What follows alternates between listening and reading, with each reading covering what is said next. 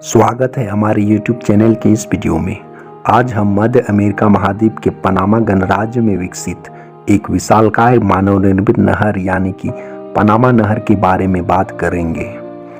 इस वीडियो में पनामा नहर से संबंधित कुछ महत्वपूर्ण विषय पर चर्चा करेंगे, जैसे कि पनामा नहर क्या है, पनामा नहर क्यों महत्वपूर्ण है और पनामा नहर का निर्माण किसने किया और पनामा नहर को लॉक सिस्टम की आवश्यकता क्यों है।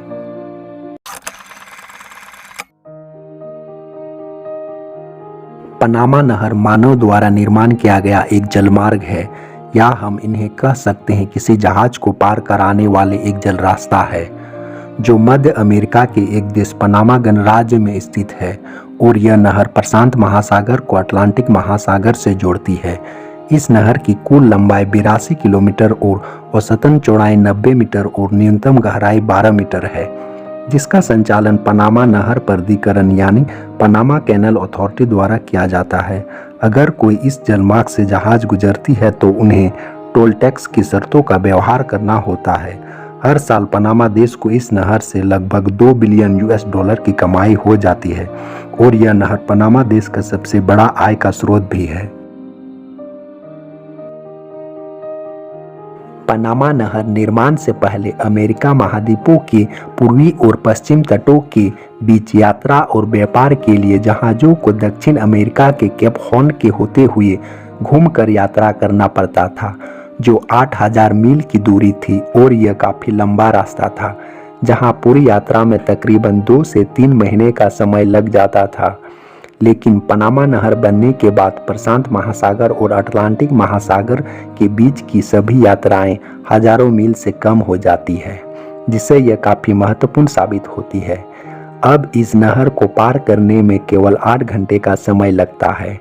साथ ही यह नहर दुनिया का सबसे व्यस्त नहर भी है, जहां दुनिया का कुल व्यापार का लगभग 5% व्यापार इस नहर से होता है और रोजाना 40 से 50 की संख्या में जहाज़ों को पार किया जाता है।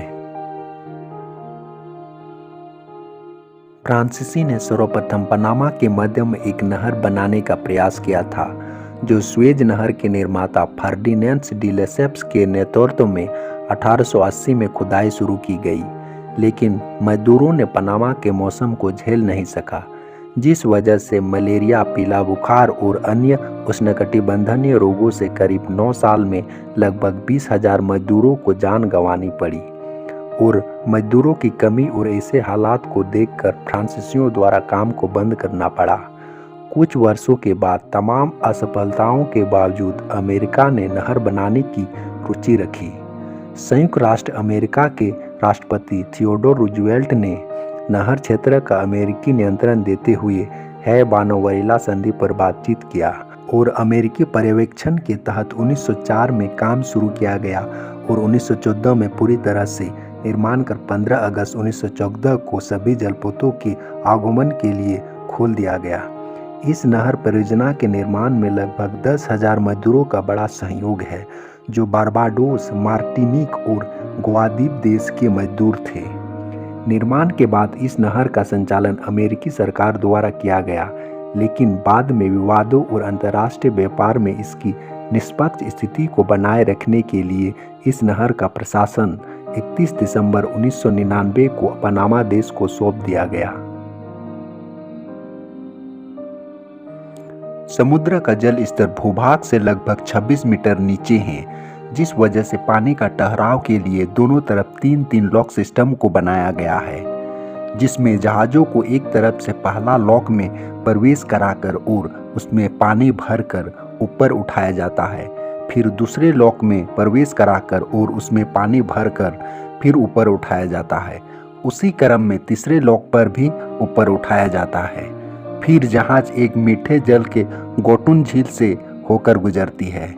यह गोटुन झील समुद्र के जल स्तर से लगभग 26 मीटर ऊंचाई पर है।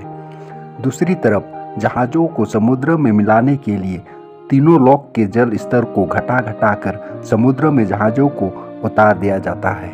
यह नहर अपने आप में इंजीनियरिंग का एक बड़ा उपलब्धि है, जिसमें लॉक की वर्तमान चौड़ाई 35 मीटर है और यह समकालीन बड़े बड़े जहाज़ों के लिए पर्याप्त नहीं है। हालांकि अब बड़ी क्षमता वाले जहाज़ों के लिए एक नए लॉक सिस्टम का निर्माण किया जा रहा है।